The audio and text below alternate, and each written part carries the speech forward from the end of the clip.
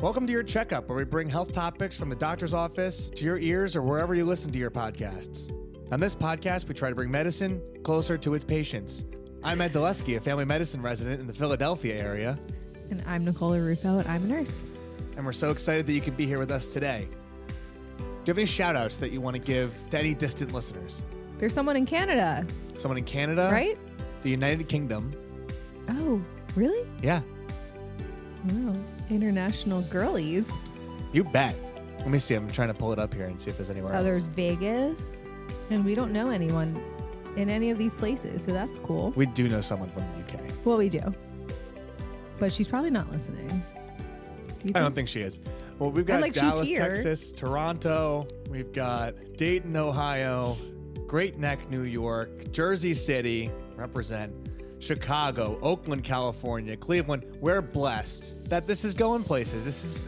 Our reach is growing, and we're so happy about it. What are we going to talk about today, Nick? We're talking about diabetes. We're starting our diabetes journey. Diabetes. The diabetes. I'd argue this is maybe the biggest one. Yeah. Most complex, most to talk about. Mm-hmm. Very common. And very common. And terrifyingly confusing for, frankly, everyone involved. Even doctors. All right. I was teaching you things 7 minutes ago. There's always stuff to learn. There's a whole specialty about this. There is. Our good friend, her job is a diabetes educator, Erica. There are multiple jobs. Multiple Multiple jobs about this.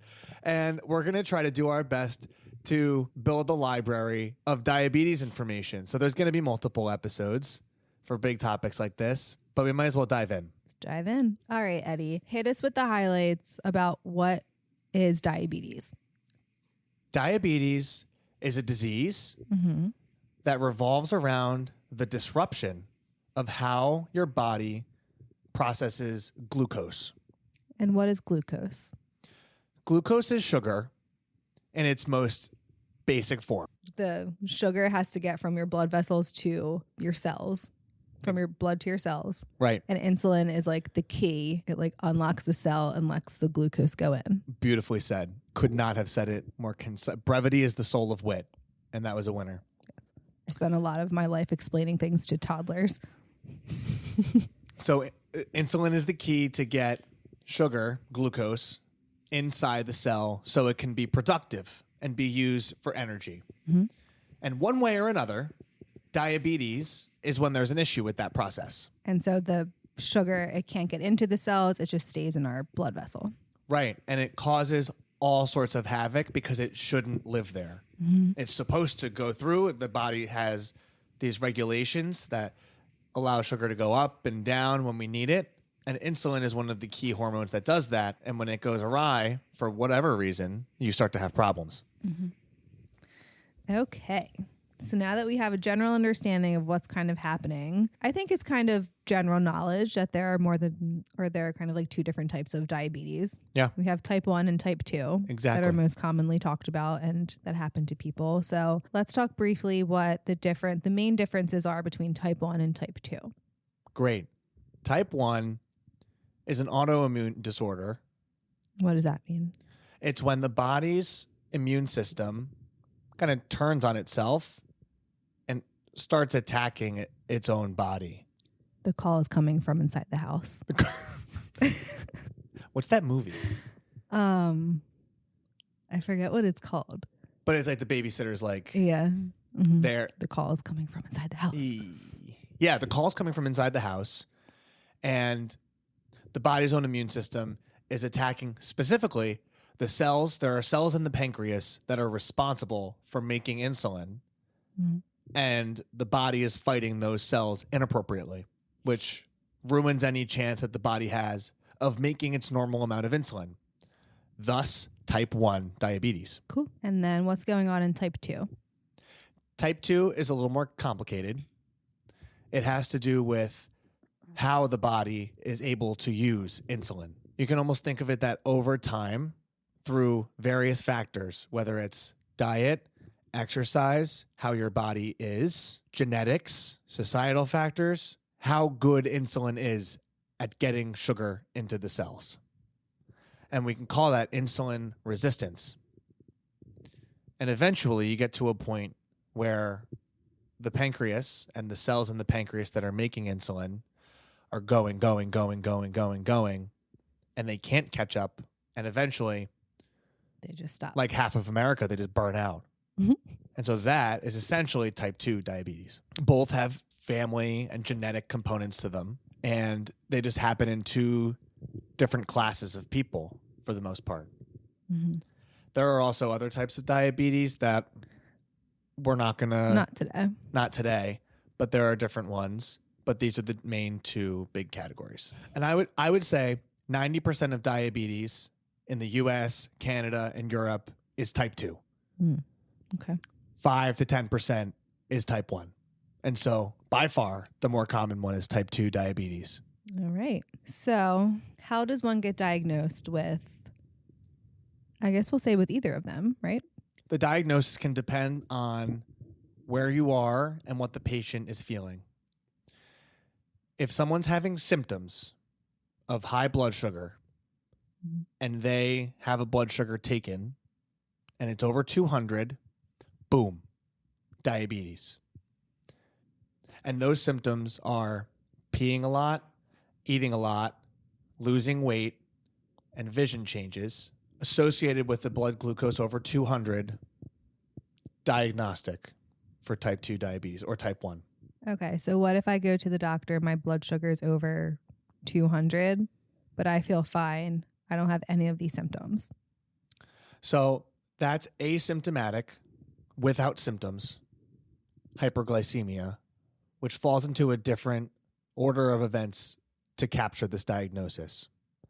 There are 3 main tests that we use to diagnose diabetes in this type of person. The one test is more common in pregnancy, but is inconvenient and isn't usually used in someone who's not pregnant. It's the glucose tolerance test. Mm-hmm.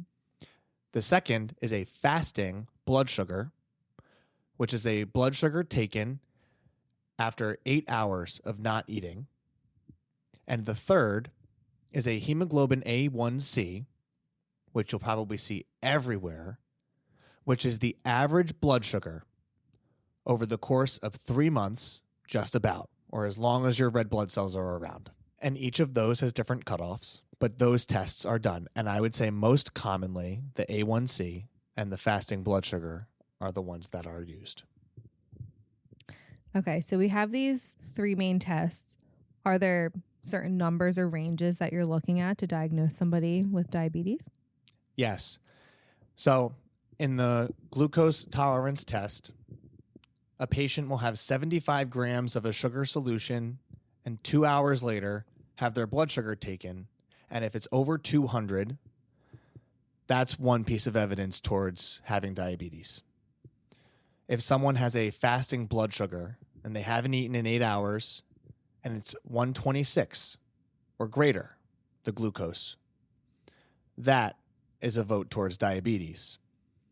And if they have a hemoglobin A1C of 6.5 or greater, that's another vote for diabetes. And something that I actually picked up on while we were preparing for this is that these tests actually deserve to be repeated and that they should be repeated with the same test because it leaves open opportunity for confusion if one test is positive and the other is negative. And I don't see a lot of repeating happening, but it's something that's been written down. There is a world where there's increased risk, especially when it comes to the A1C. Let's say that your blood sugar isn't exactly normal and maybe you have an increased risk of getting diabetes. There's a condition that quantifies that, and it's called prediabetes. So if your A1C is from 5.7 to 6.4, that's considered prediabetes, which deserves a whole separate discussion. We'll unpack that at a later date. Okay. So we have the general understanding what diabetes is, the 2 types, how we diagnose that, and what that looks like. So why do we care so much about your blood sugar? Why do we not want it to stay in our blood vessels? What does it do? It messes up everything. Everything. having high blood sugar, very high blood sugar in a moment and other symptoms can be an emergency. Mm-hmm. Treating diabetes itself can lead to emergencies. And long term, you can have issues with your heart. It increases your risk for heart disease and heart attacks. And then the classic teaching is that it increases the risk for 3 different parts of your body to suffer, with eye problems, nerve problems, and kidney problems. All of them. And so the main goal of treating is to try to reduce those bad outcomes the best you can. And that's essentially because the sugar in our blood vessels doesn't belong anywhere else besides in our cells to go to where they need to go. It can't get there in our blood because our blood's going everywhere. And then we have sugar places where it's not supposed to be, and it damages. I feel like we have a good foundation of diabetes, a good basic foundation of diabetes, I should say. It is a very complicated thing. We have a lot more to talk about. There will be more episodes.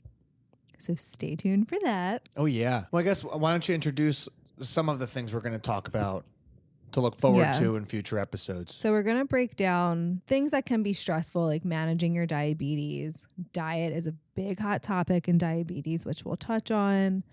And then treating our high and low blood sugar, different ways, checking our blood sugar, monitoring that. Yeah. We got a lot to talk about. And this entire thing can be stressful, right? Mm-hmm, yeah. Because if you like how it's so stressful to manage, and you a lot of times need to, if you have to take insulin every time you eat, you're eating 3+ times a day. Yeah. I think it's worthwhile to say it out loud that like it is challenging. You're going to need multiple visits with different people and have so many different members of your team, and it will get better. So the next couple episodes, we have a lot that we're going to unpack to help you with this stressful time in your life, in a loved one's life, or a neighbor's life. We can't leave the neighbors out. Absolutely. And so thank you so much for coming back today. Make sure you subscribe, rate, and review wherever you listen to your podcasts, and follow our Instagram, Your Checkup Podcast. And most importantly, stay healthy, my friends. Until next time, I'm Ed Dulesky. I'm Nicole Rufo. Thank you, and goodbye. Bye. This information may provide a brief overview of diagnosis, treatment, and medications. It's not exhaustive and is a tool to help you understand potential options about your health. It doesn't cover all details about conditions, treatments, or medications for a specific person. This is not medical advice or an attempt to substitute medical advice. You should contact a healthcare provider for personalized guidance based on your unique circumstances. We explicitly disclaim any liability relating to the information given or its use. This content doesn't endorse any treatments or medications for a specific patient. Always talk to your healthcare provider for complete information tailored to you. In short, I'm not your doctor. I am not your nurse. And make sure you go get your own checkup with your own personal doctor.